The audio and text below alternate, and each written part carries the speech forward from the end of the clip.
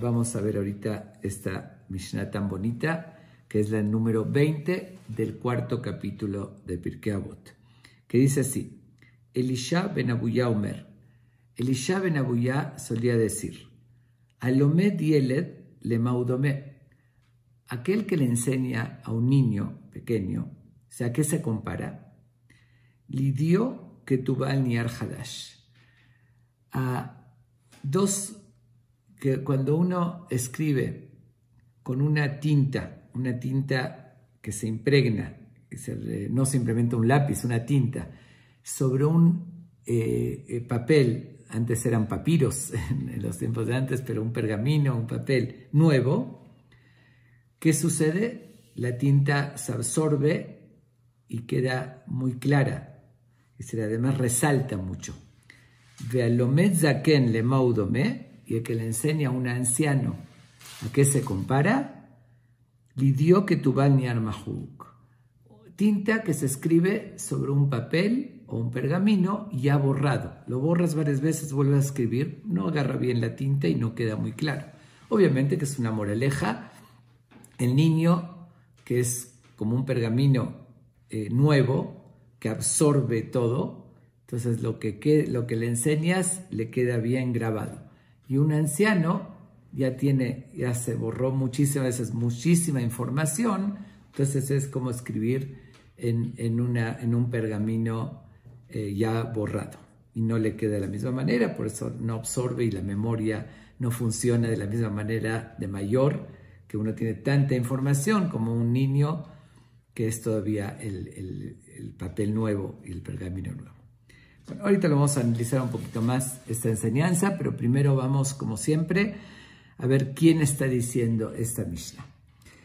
El autor, el que dijo este Ham Elisha ben Abuya, ya lo mencioné en varias ocasiones cuando hablamos de Rabbi Meir, el famoso Rabbi Meir Balanés, de su maestro. Elisha ben Abuya fue el maestro de Rabbi Meir Balanés, el maestro tan controvertido y polémico. Podría decir que prácticamente vemos en el Talmud miles entre los que escribieron la Mishnah y los que escribieron la Gemara, el Talmud de otra generación. Hubo varias generaciones ahí, miles de grandes sabios de esa época, y podría decir que el único con una característica como el que estamos mencionando ahorita, que fue un gran sabio, pero que renegó, que en un momento de su vida renegó en Dios. Llegó a decir que hay dos dioses, el Dios bueno, el Dios malo. Dice, fue un hereje, que fue algo realmente impactante y sorprendente, porque tenía un conocimiento impresionante. Él fue alumno de Rabbi Eliezer y de Rabbi Yoshua, dos grandísimos sabios. Él fue el alumno de ellos y él fue el principal maestro de Rabbi Meir Balanés. Otro de los maestros fue Rabbi Akiva, pero el principal fue Elisha ben Abuya. Ya relaté sobre él, Rabbi Meir y él, su relación, pero lo que sorprende y lo que todos en el mismo Talmud analizan, ¿cómo se explica un gran sabio que estudió la Torá profundamente, desde lo básico hasta lo más profundo? También estudió la Kabbalah. Si recuerdan que dijimos que hay 4 que llegaron a un nivel muy elevado y uno de ellos era Elisha ben Abuya. ¿Cómo podemos entender y cómo se puede explicar que haya dejado la Torá? Dice, la conocía perfectamente, y como se acuerdan que les había relatado que una vez estaba Rabbi Meir dando su clase, enseñando, le dicen los alumnos que está pasando, era Shabbat, que estaba pasando por fuera su maestro Elisha ben Abuya, pero él estaba montado a caballo. Estaba montado a caballo, que era violar el Shabbat. Dice, violando el Shabbat, Rabbi Meir dejó a sus alumnos, fue con él y fue a pedirle que le enseñe. Tiene tanta sed de aprendizaje y era tan sabio Elisha ben Abuya, y fue caminando, lo acompañó. Rabbi Meir caminando porque era Shabbat, y Elisha, que lo llamaron Ajer, otro, montado en un caballo, violando el Shabbat. Hasta que llega, si recuerdan, hace poco lo relaté, llega a un límite donde él le dice a Rabbi Meir, que todavía respetaba la Torah en cierto modo, porque le dice, tú no puedes seguir caminando, porque estabas pasando el límite de 2000 amot, una medida que el Shabbat no se puede pasar de un lugar poblado. Y hasta Rabbi Meir se sorprendió, ¿y cómo sabes que ya pasaron exactamente esa medida? Le dice, conté los pasos del caballo y lo calculé. Miren la sabiduría y la inteligencia que tenía.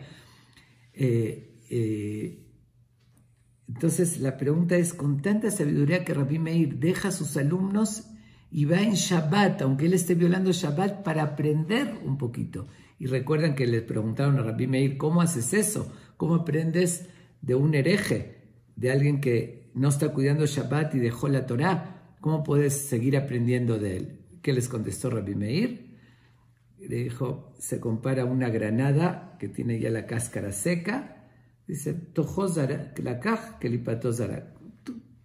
como lo de adentro, el fruto, y tiro la cáscara. Yo también aprendo la sabiduría de él, la enseñanza, y su actitud y su persona la dejo de lado. A esa no la tomo en cuenta y no aprendo de él.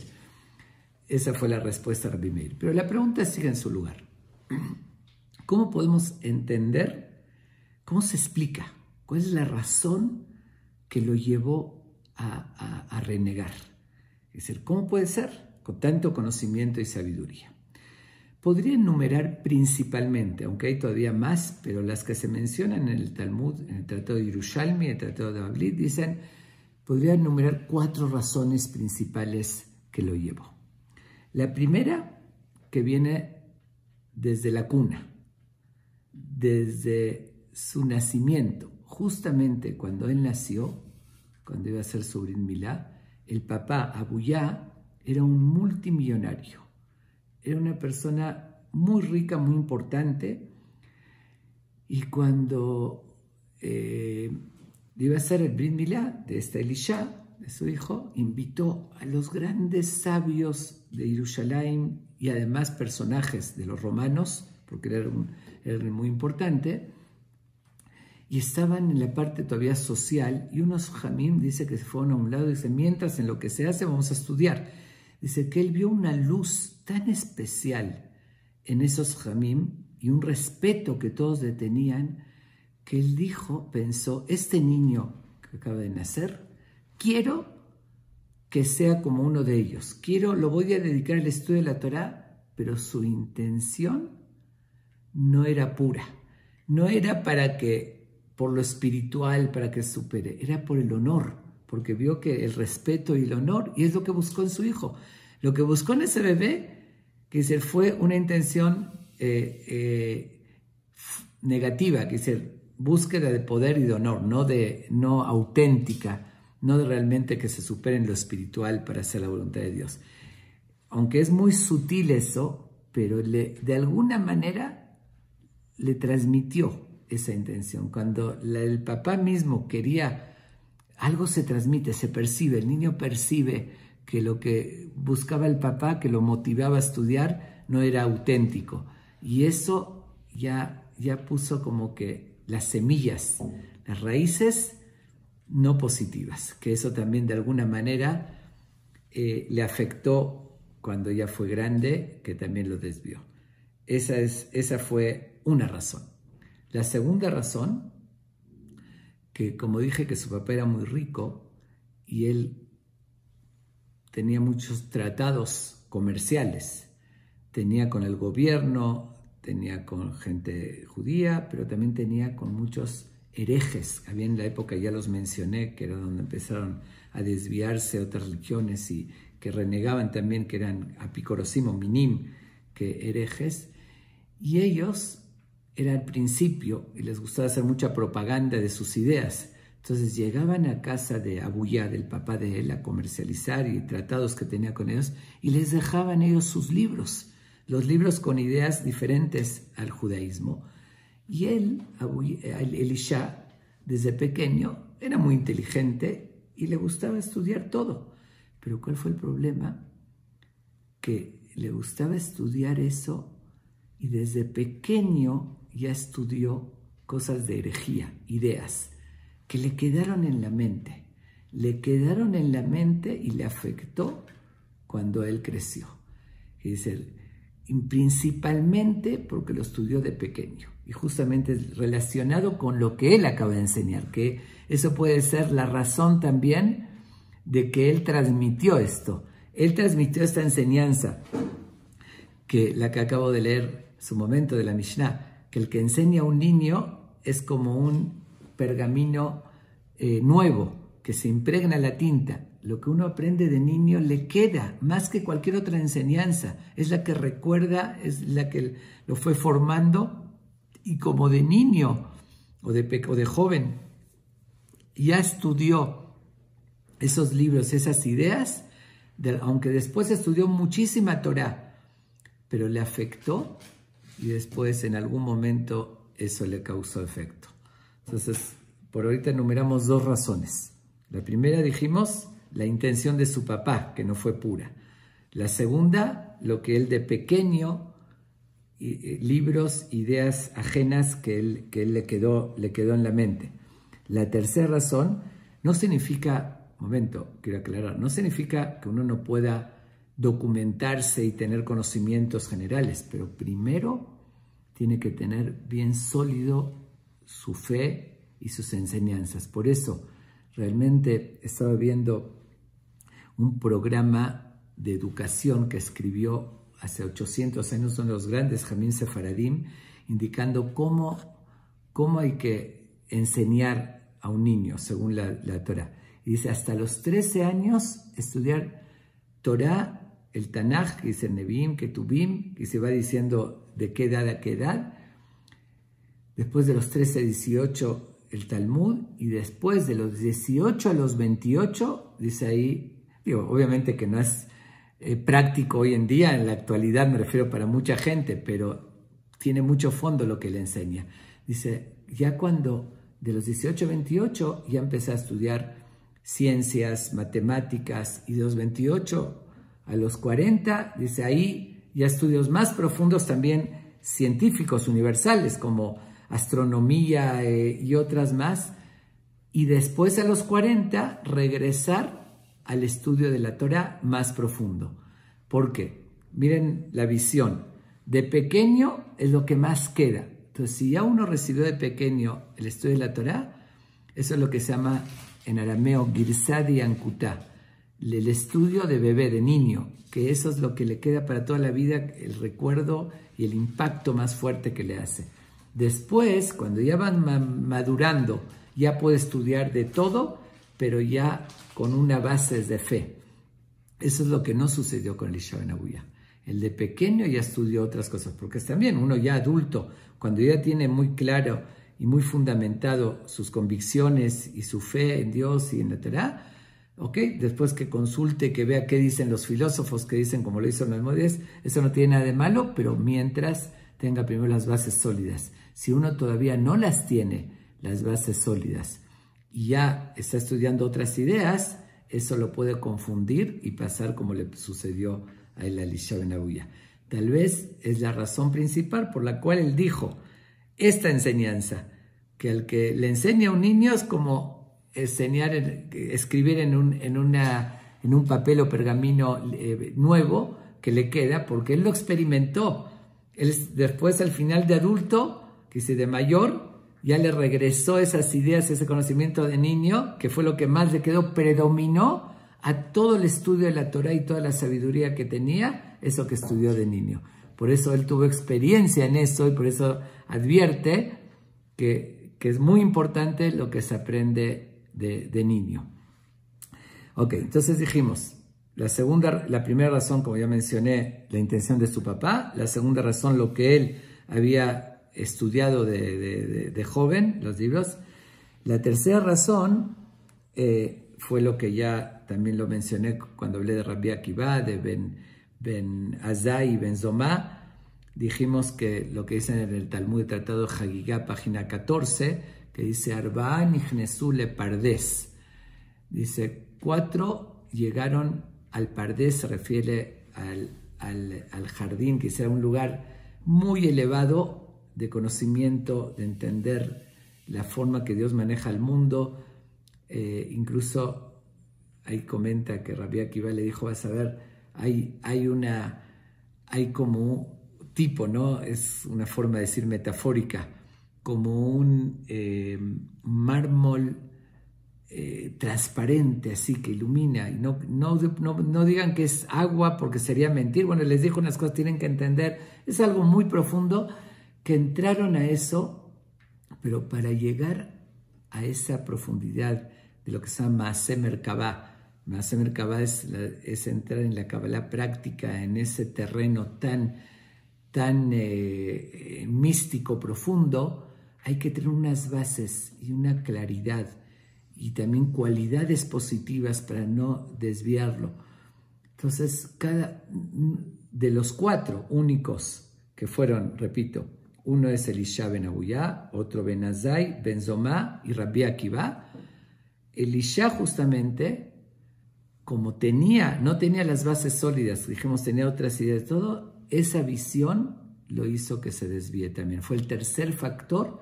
Él no soportó cosas tan profundas, entonces hizo que se confunda y que reniegue de toda la Torah.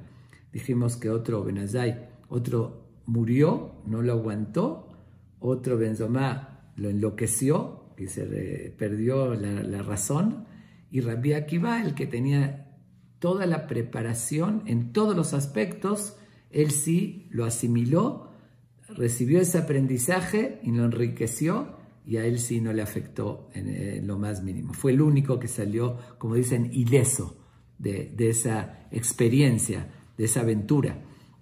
Ok, entonces esa fue la tercera razón que le afectó el entrar en eso profundo. La cuarta razón, ya la mencioné hace poco, que él vio algunas cosas que lo vio como injusto. Si recuerdan que mencioné a Rabbi Yaakov, él tuvo la suerte que su hija fue una santa, la hija de Elisha, que él se desvió, pero su hija fue una santa, y tuvo un nieto, que lo habíamos mencionado, se llamó Rabbi Yaakov, hace poco estudiamos la Mishnah, que él fue un gran sabio, muy, muy respetado, y él explicó, si los que me siguieron creo que sí lo van a recordar porque es algo reciente que lo acabo de contar, él explicó lo que dice la Torá, que respetarás a tus padres, dice Lemani Arihuni Ameja, para que tengas larga vida. Y por otra parte, está escrito que el que cumple la mitzvah, el precepto de enviar a la paloma para tomar la cría y no en presencia de la paloma, también dice que tendrás larga vida. Entonces sucedió que lo vio su nieto Rabbi Yaakov y también él lo presenció, que una persona mandó a su hijo a la terraza para cumplir esa mitzvah de enviar la paloma. Estaba cumpliendo Kibbutz Abayim, respetar al papá, y también la otra mitzvah, y cuando regresó por las escaleras se rompieron y murió. Entonces lo explicó su nieto Rabbi Yaakov, que cuando dice la Torah para que tengas larga vida se refiere a la vida de la eternidad, que ahí tendrá una recompensa eterna. Y ahí dice el Talmud que si su abuelito Elisha hubiese oído esa explicación, no se hubiese desviado, porque una de las cosas que lo hizo desviar fue presenciar eso, decir esta injusticia. Mira, la Torah dice, tendrás larga vida en las dos cosas, cumple las dos y se muere, eso lo hizo renegar. Pero si hubiese oído la explicación de su nieto, que después, posteriormente lo explicó, que se refiere al mundo eterno, tal vez no lo hubiese afectado. Y mencioné también algo similar que vio cuando mataron a esos 10 mártires los romanos. Uno se llamaba Rabbi Juspita Miturgemán, que era un santo, y que lo torturaron, y después vio que cerdos estaban pisoteando su lengua. Entonces dijo, no puede ser alguien que estudió tanto y un santo y que tenga ese fin. Ese fue el otro factor que lo hizo renegar. Entonces, 4, no sabemos cuál influyó más, pero las repito en síntesis. La primera razón, el papá que no tuvo intenciones positivas para que estudie Torah, que dice cuando lo motivó a estudiar Torah, era para el poder y la grandeza. La segunda razón fue lo que estudió de pequeño, libros de herejía y demás que lo confundieron, que lo hizo de pequeño. La tercera razón, dijimos que se metió en esa profundidad, esos 4 que entraron en lo místico, pero más allá de lo normal, que eso le afectó. Y la cuarta razón, cuando vio cosas que le provocó cuestionarse, que también. Todos esos 4 factores hicieron que este gran sabio se desviara, que fue un golpe muy fuerte, fue el único en toda la historia. Hay quien dice que otro más se llamó Menashe, pero otros opinan que no, porque dice que se salió, pero dicen que fue a trabajar con el rey Menashe, que no se desvió. Pero él seguro, según todas las opiniones, fue el que llama la atención como un rabino de que dejó la Torá. Sin embargo, es algo interesante esto, que a pesar de eso, lo menciona en la Mishnah. Es decir, a pesar de que él se alejó, igual se menciona su enseñanza. Eso es muy interesante. Pero antes de explicar esto, ¿por qué? Quiero nada más decir su fin. ¿En qué me refiero? ¿En qué acabó?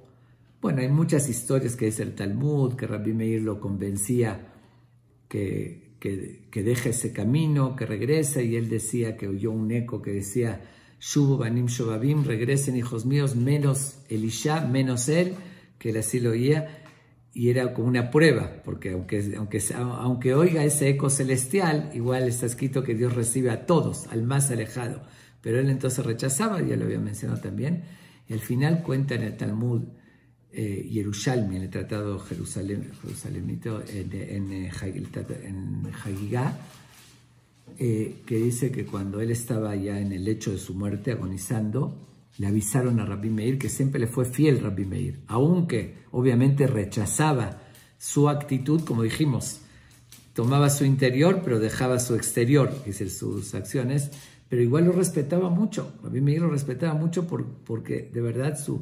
principales conocimientos lo adquirió de él y sabía que merecía un respeto. ¿Qué sucede? Cuando está en el lecho de su muerte, va Rabbi Meir a visitarlo, y en esos momentos tan fuertes, ¿no?, que sabía él que ya se estaba muriendo, le dice Rabbi Meir, le dice, Hazor Bach, por favor arrepiéntete y pide perdón a Dios, que se reconoce el error que cometiste, tienes ahorita oportunidad antes de morir. Entonces él le contestó, y si me arrepiento, ¿crees que me van a recibir? ¿Me van a aceptar mi arrepentimiento? Después de esa actitud, era algo increíble. Tengamos en cuenta que en los tiempos de antes no era común, como hoy, ¿no?, que hoy se ve común que una persona profane el Shabbat, fueron educados diferente y no se ve grave, pero en ese entonces todo el pueblo de Israel cuidaba el Shabbat, que un gran jajam públicamente vaya en caballo, lo viole, era un atrevimiento muy grande, fue abierto públicamente, y hasta más, llegó a un nivel que es cuando los romanos sacaron un decreto que no podían, que prohibieron cuidar Shabbat al pueblo de Israel. Entonces, ¿qué hicieron muchos? Tenían obligación de profanarlo, muchos lo hacían entre dos, porque cuando es un trabajo que se hace entre dos, se considera que ninguno de los dos hizo el trabajo completo. Pero él, que conocía las leyes, fue y los acusó. Les dijo, mira, antes están evadiendo la prohibición, están haciendo una trampa y no están violando el Shabbat. Y ahí después los romanos les prohibieron que hagan entre dos. Pero miren hasta qué grado, que dice, los acusó, llegó a eso. Entonces él dijo, después de ese recorrido de tanto alejamiento, que llega a acusar a sus propios hermanos, dice, ¿acaso le dice a su alumno Rabbi Meir, ¿crees que en el cielo me van a aceptar si yo me arrepiento? Le citó Rabbi Meir una frase, dice, está escrito, Tashev Enosh Adaka. Dice, Tashev Enosh, que se lo explican a esos jamim, que puede regresar la persona a Daka, a Digduha Shel Nefesh, que dice hasta de lo más bajo, de lo más alejado, igual lo acepta. Comenta el Talmud que en esos momentos Elisha, sin palabras, se puso a llorar. Se puso a llorar así profundamente y de esa manera murió llorando. Y comenta que Rabbi Meir se alegró y dijo, seguramente ese llanto fue el arrepentimiento. Y eso le dio una satisfacción, aunque después se cuenta que vio algo en la tumba. Bueno, él y Rabbi Yohanan, que él dijo que tiene que pasar por una purificación primero, pero lo quiere ayudar a eso para que después llegue a Gan Eden, porque dice que cuando llegó allá, decía, no lo podemos ni entrar al Gan Eden por su comportamiento, pero ni tampoco por su estudio, no puede pasar la tintorería, lo que llamamos el Geinom, porque por los conocimientos que tenía. Entonces ahí comenta el Talmud que Rabbi Meir lo ayudó a que pase ese proceso. Después Rabbi Yohanan, que fue de otra generación, hizo que se eleve más. Bueno, ya sin entrar en más detalles, de todos modos, este es el Ham que nos enseña esto. Y aquí hacen la pregunta algunos, ¿por qué fue mencionado? Si él renegó y ya, renegó en Dios, en la Torah, ¿cómo es mencionar la Mishnah? Uno de los grandes comentaristas se llama Rashbetz, de hace mucho tiempo. Él dice que tenemos una regla, que las enseñanzas, cuando son sabias, de quien las diga. Tomemos la misma idea como dijo Rabbi Meir, tomamos el contenido, no a él. Obviamente rechazamos su acción, pero su enseñanza, y se cita el Maimónides, que lo dice en los Shemona Perakim, 8 capítulos de introducción al Pirkei Avot, justamente, que él dice este concepto, Kabel et haemet mi sheombro, recibir la verdad de quien la diga, no importa, que sea un ajeno, que sea un niño, como Bilam, que fue un profeta que odiaba al pueblo de Israel. Sin embargo, decimos en el rezo parte de lo que él dijo, aunque Dios lo puso en su boca, pero lo dijo un malvado, pero tomamos lo positivo. Decimos, Matobo Aleja Jacob, lo decimos todas las mañanas. Entonces aquí también no se abstuvo Rabbi Yehuda Nasi, que fue el que ordenó las Mishnah, de poner su enseñanza, porque tenemos que tomar lo positivo, lo que es cierto, una enseñanza verdadera. Eso es algo muy importante, tener esa capacidad de ver y tomar las cosas. Lo que es verdad, lo tomo de quien sea. Lo que es mentira, lo rechazo, sin ver el nombre, quién o cómo. Ok. De esto tenemos que tener muy, pero muy presente, repito y reitero antes de continuar, porque esta Mishnah está dividida en 3 partes, 3 enseñanzas de 3 diferentes Jamim. Esta es la primera, y tenemos que tener muy presente la importancia, y lo dije en otra ocasión, en otra Mishnah, en otro contenido también, que ahí hablaba de un niño, de los niños, de la educación, la importancia de la educación que se transmite a los niños, pequeños principalmente, y no cometer el error de a veces pensar, es un niño, no entiende, no importa. Y además que, como sabemos, la principal enseñanza es predicar con el ejemplo. Y a veces uno delante de ellos puede decir algo incorrecto, groserías o algo, mentiras o algo. Es niño, ¿qué entiende el niño? El niño es lo que más se le queda en la mente y le afecta para toda su vida. Cuando es pequeño, cuando el pergamino está limpio, nuevo, se impregna la tinta, es lo que está diciendo, se impregna esas enseñanzas, y eso nunca se le olvida, mucho más de lo que aprendió de grande, que además de grande uno tiene el criterio para rechazar, pero de niño lo que aprendió es lo que lo formó, ya le quedaron esas ideas, son las primeras ideas, eso es lo que absorbe, y hay que cuidarse muchísimo. Vemos a veces consecuencias de grandes que uno no se explica por qué, como en el caso de Elisha, que no se explicaron los Jamim por qué se alejó sabía que era la verdad y tenía el conocimiento, pero ahí está, cosas desde pequeño que él estudió, cosas que le quedó, que le afectó. Entonces tengamos esto muy presente, la importancia de dar una buena educación, buenos ejemplos, y no, ¿cómo decirlo? No equivocarnos o desmeritar y decir, no, es un niño. Dices, no, menosvaluar o menospreciar, perdón, la capacidad del niño de darse cuenta y de retener lo que está viendo y lo que se le enseña. Ok, seguimos a la siguiente parte de la misma Mishnah, que todo está relacionado. Rabbi Yosef bar Yehuda, ish kefar babli omer. Sigue diciendo la Mishnah. Rabbi Yosef, hijo de Yehuda, del Kfar Babli, así se lo llamó, una aldea de Babilonia, así se llamó ese lugar. Él decía lo siguiente. Alomed minaketanim lemaudome. El siguiendo a lo anterior, que dice, el que se le enseñarle a un niño es lo que se le queda más, es la mejor etapa de aprendizaje. Pero viene él a advertirnos y decir, eso aplica en la enseñanza, pero no en el aprendizaje. Que sea al revés, alomed minaketanim, el que aprende de los jóvenes, ¿a qué se refiere? Los niños jóvenes, que dice que convertirlo en maestro, digamos un niño, un joven, destacó en algo y tiene mucho conocimiento, y uno lo convierte en su maestro, dice, lemaudome, ¿a qué se compara? Leogel anabim kehot veshote yain migito. El que come uvas que todavía no maduraron, verdes, que no me refiero a las uvas verdes maduras, que así del color, sino verdes porque todavía no maduraron, son uvas negras o rojas, y no maduran, que, digo, hasta agarra la lengua, ¿no? Sabe mal, todavía no están maduras. Veshote yain migito, y toma el vino cuando recién está en el proceso de fermentación, que obviamente no tiene buen sabor, no está todavía procesado, como hay que dejarlo fermentar, hay que dejarlo posar un tiempo para que ya sea un buen vino.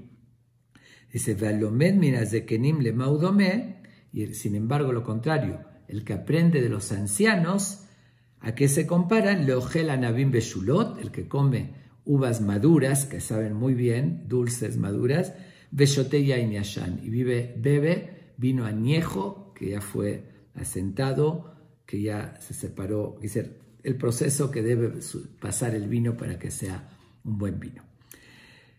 Él nos viene a decir, después de que habla de enseñar al niño, nos aclara, por eso es continuación a lo anterior, no confundas. Una cosa es enseñar a un niño, que es la mejor edad, cuando más va a aprender, lo mismo un idioma. Un niño aprende un idioma inmediatamente, y a veces me da envidia de los niños. Van a un país 2 años, ya vienen hablando perfectamente. Yo quiero ahorita aprender francés o cualquier otro idioma, y de verdad aprendo una palabra y me olvido la otra. Ya con la mente tan saturada es mucho más difícil, pero el niño absorbe, es una esponja. Todo lo que oye lo absorbe. Entonces dice, eso aplica en enseñarle a un niño, pero en aprender de él sí hay una diferencia. El niño puede tener mucha inteligencia y conocimiento, pero si va a transmitir, no es suficiente el conocimiento que tiene, porque a veces el joven es un poco impulsivo, oyó algo, lo emocionó y lo transmite con esa interpretación, pero cuando uno va madurando, va entendiendo que no, que esa enseñanza ya tiene la experiencia de la vida, que no aplica en todos los casos, después lo entendió más profundamente, porque uno de niño joven es la primera interpretación, pero los años van pasando, lo va estudiando más profundo, aprende nuevas ideas, entonces es como el vino añejo. El otro es el vino que está fermentando, que está en su proceso, es el impulso del joven. Entonces viene a decir, no te equivoques, aclara Rabbi Yosef bar Yehuda. Lo que dijo Elisha ben Abuyá aplica, es correcto, pero para enseñar. Pero si quieres aprender mejor una persona mayor. Sí, el mayor le cuesta más ahorita aprender, retener, pero lo que ya aprendió, ya lo maduró, lo procesó, y lo que va a transmitir él es con mucho más conocimiento y experiencia. Okay, eso es lo que nos dice Rabbi Yosef bar Yehuda. Ahora, ¿quién era Rabbi Yosef bar Yehuda? No se habla mucho de él, porque de hecho tuvo muchos nombres, y justamente en el tratado de Baba Kama, página 83, ahí dice una enseñanza de Rabbi Yosef Babli, y después dice Hu Yosef Babli, Hu Yosef, y dice una lista de nombres. Es el mismo Yosef ben este y el otro, y Yosef Catontón, que lo llaman él como el pequeño. Bueno, de todos modos, ¿qué sucedió con él? Como todos en su época, él estuvo en la época de los romanos, de las persecuciones, y varias veces lo persiguieron porque él era un santo y estudiaba Torah y demás, como pasó con Rabbi Shimon Bar Yochai y demás, pero él se fue escapando. Dice, nunca lo atraparon. Pero a cada lugar que llegaba, como estaba el dominio de los romanos en todos los lugares, se cambiaba su nombre. Digo, ahora sí, sin comparación, no confundan aquellos mafiosos que tienen muchos pasaportes para que no lo reconozcan. Él sí, con buena intención, tenía muchos pasaportes, muchos nombres. Entonces, en un lugar todos lo conocieron, y para no, sin revelar su identidad, para que no los lleguen a atrapar, entonces la gente, los alumnos que aprendieron de él, lo conocieron con otro nombre, y en un tercer lugar que se tuvo que escapar, lo conocieron con otro nombre, y así. Por eso, dice el Talmud, él es el mismo que se lo llama así, en otro lugar se lo llama así, y sigue el mismo Rabbi Yossi. Siempre mantenía Rabbi Yossi, pero con otros, uno Babli de Babel, otro Fara Babli, otros hijo de otro nombre, y así fue cambiando muchos nombres. Él, un detalle nada más de él, para no extendernos, que él hacía mucho énfasis, como algún otro Ham que también lo mencioné, que con esa misma visión, de cuidarse, de ser responsable de la salud de uno y de no hacer nada de riesgo, que lo ponga en riesgo a uno. Y así dice en el Tratado de Pesajim, página 112, en el Talmud, dice, Shlosha devarim, tres cosas, si va Rabbi Yossi Babli et Rabbi. Tres cosas ordenó más bien, Rabbi Yossi Babli, él, a Rabbi Yehuda Nasir, que escribió la Mishnah, fue su alumno. Entonces dijo tres cosas, como que le recalcó y le ordenó, le dijo, cuídate mucho. Una es no salir solo en la noche. Bueno, eso se aplicaba en aquellos tiempos, hoy no aplica eso. Aquellos tiempos era algo de mucho peligro, tanto de diferentes tipos de peligros, que era en las calles solitarias, no había luz eléctrica, uno estaba expuesto a muchas cosas, y advirtió mucho, cuidado bajo ninguna circunstancia de no salir solo en la noche. Otra cosa, que eso no aplica hoy en día tampoco, dice, no pararse frente a una vela desnudo. Ese era un concepto más místico que hoy no aplica. No quiero entrar en los detalles porque para entenderlo hay que entender otros conceptos que se consideran más dikim, unos conceptos más místicos, que hoy no hay esa advertencia, hoy no hay ese riesgo. Pero igual era un riesgo para la persona, para la salud. Cuidado, dijo, no salgas solo de noche, no te pares.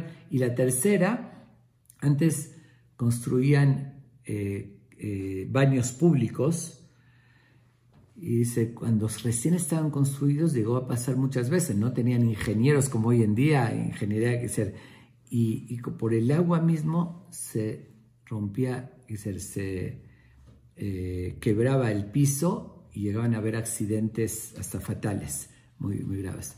Entonces él advirtió, no entres a un baño público, dice, para bañarse, en el primer año de construcción. Hay que esperarse a que se afiance bien, estar seguro que estuvo sólido.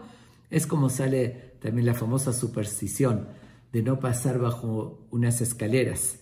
Hay una idea que es mala suerte, hoy en día lo tomaron como superstición, pero realmente el origen era eso.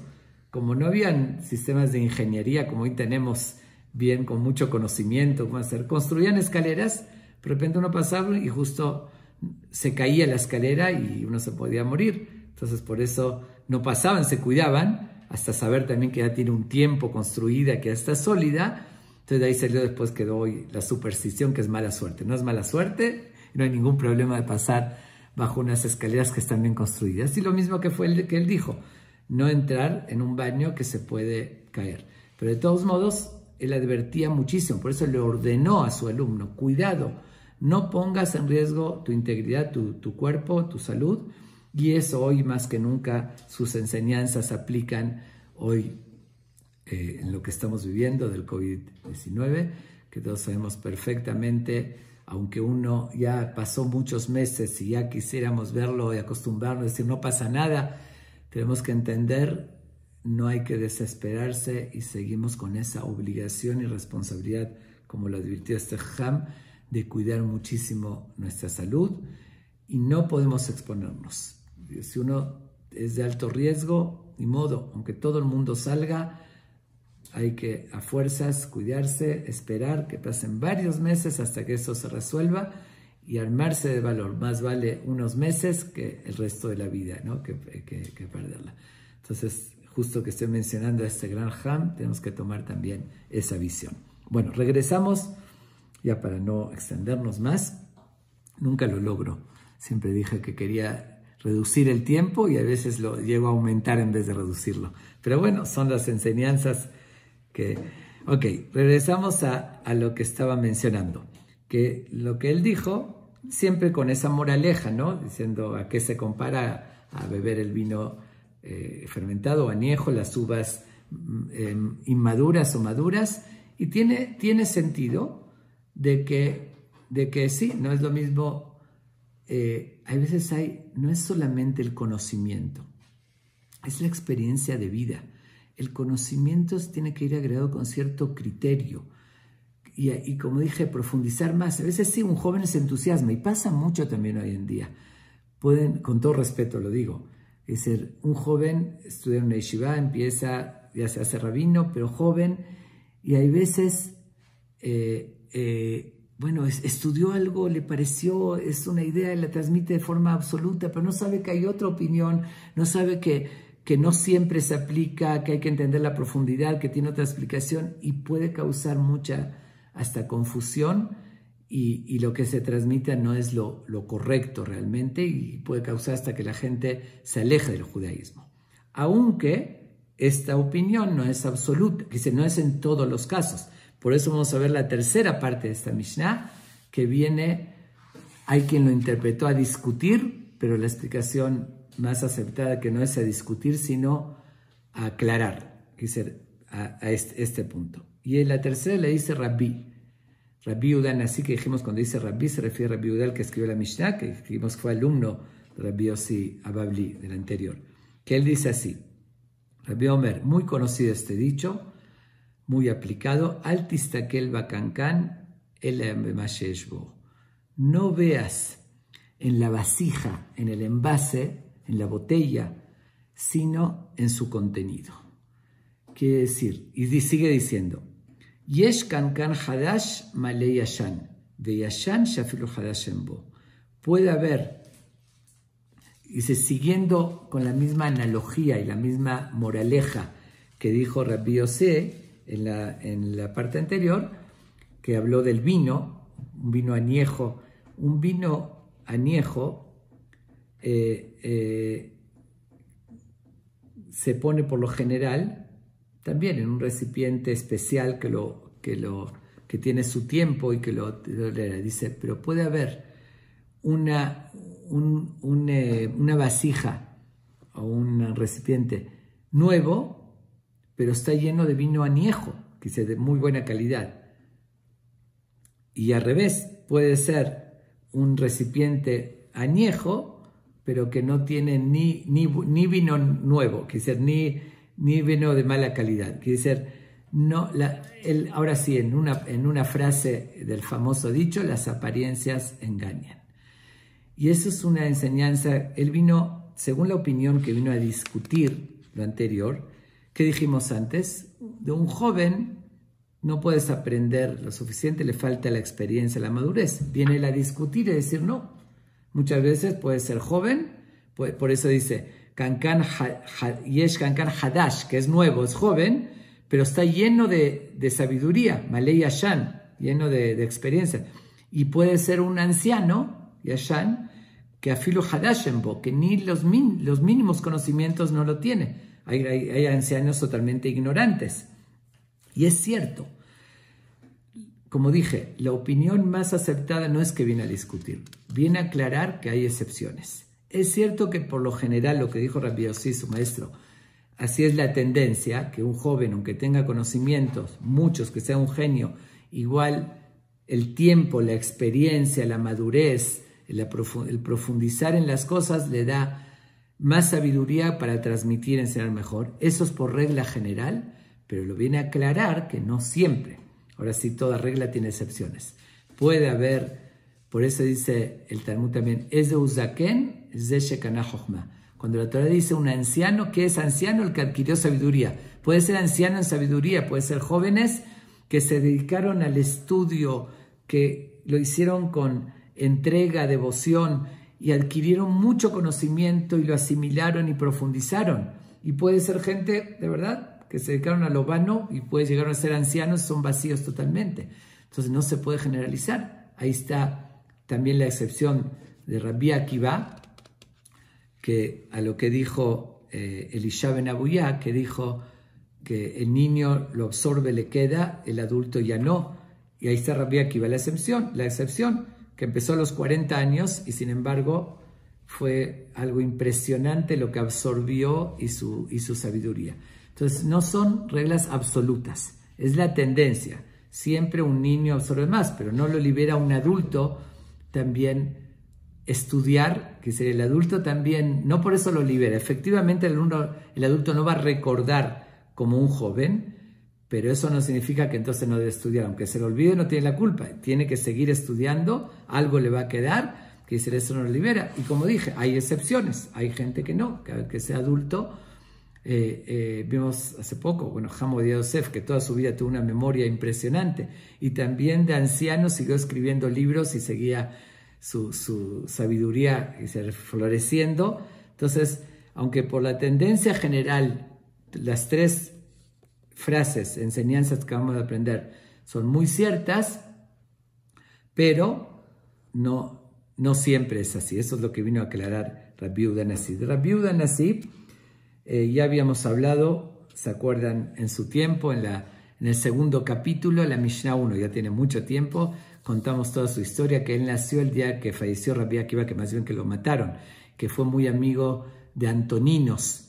Antoninos fue el César que hizo un túnel desde su palacio a la casa de Rabbi Meir, se escondía, Rabbi Meir iba por el túnel, iba a estudiar con él todos los días y lo respetaba. Bueno, ya contamos toda su historia, no la voy a repetir. Pero ya para acabar, hay otra versión que es muy interesante, que dice que esta última parte, Al tistaker bankankan en la Masheshbo, no la dijo Rabbi Yehuda Nasi. Otra versión en manuscrito que dice Rabbi Meir Omer. Rabbi Meir decía. ¿Quién era Rabbi Meir? Dijimos, el alumno de Elisha. Entonces, si la dijo Rabbi Meir, según esa versión, tiene una intención muy peculiar, muy particular. Dijimos que Israel siempre tuvo esa esa visión, como ya lo conté, que de su maestro seguía aprendiendo, aunque muchos se sorprendían de esa actitud, aunque había renegado su maestro, pero justamente puede ser que por eso dijo, si es Rabbi Meir, Al tistakel bakankan el amasheshbo, no veas el recipiente, no veas lo de afuera. Ok, él está mal, su cuerpo está mal, está haciendo cosas mal, pero ve su interior, su conocimiento. Es como ya dijimos, ¿qué argumentó? Toma el interior de la fruta, lo dulce, y deja la cáscara, dice también. Entonces él vino como que a recalcar, a decir, defendiendo su postura, que él siguió aprendiendo de Elishaher, dice, no veas, deja de lado su cuerpo, deja de lado el envase y toma su interior. Pero bueno, hoy en día más que nunca, ya para concluir, tenemos que tener muy en cuenta esto, en otro contexto. Aquí está hablando del aprendizaje, si es joven, anciano, complementando, pero el concepto de no ver las apariencias nunca creo que fue más vigente que hoy en día. Hoy en día, ya lo hablé en otro contexto, en otro tema, vemos, la gente a veces se sorprende mucho, mira aquella persona, tiene barba y tiene kipá y mira cómo actúa, pero ¿cómo? Dice, no. Y lo dije con el famoso dicho, el hábito no hace al monje, o como yo lo digo siempre y lo repito, hay muchos rabinos sin barbas y muchas barbas sin rabinos. El uniforme o la vestimenta no hace a la persona, hay que ver su interior, el comportamiento, sus conocimientos, sus valores, sus cualidades, cómo se comporta con los demás, el respeto. Eso es lo que lo hace a uno realmente valioso. Su interior, su esencia, no las apariencias nada más. Lo que uno haga superficial, sí puede ser uno, pero que lo ve, mira, va al knis, se pone el tefilim y come kasher y todo eso, ¿ok? Pero si su interior no tiene los valores que Dios nos pide, entonces no veas al tisaquel bacancán, no veas el recipiente, sino su interior, y eso es lo que le hace el valor verdadero a la persona. Hoy más que nunca no hay que impresionarse de los cuestionamientos que uno tiene, por qué fulano es así. Vamos a aprender lo que la Torá nos enseña y aprender a tener nuestro interior de forma correcta.